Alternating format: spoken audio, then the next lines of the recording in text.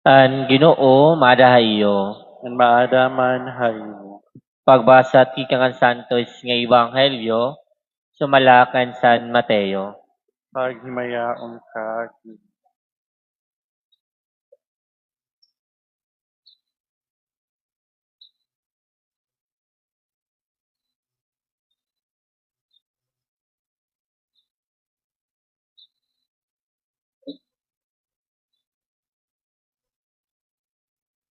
Binaya Jesus sa nga dapit kana naglalakat hiya, ginsunod hiya hinduha nga lalaki nga buta.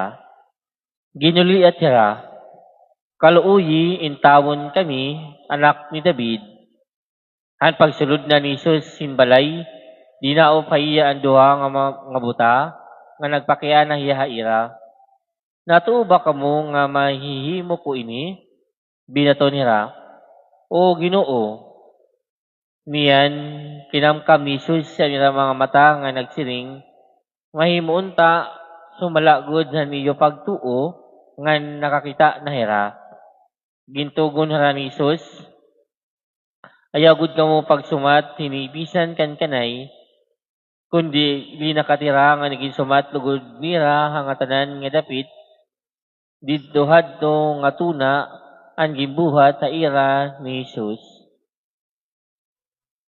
Mga kabugtuan ng Ebanghelyo han Ginoo. Pagdayawan ka, Kristo.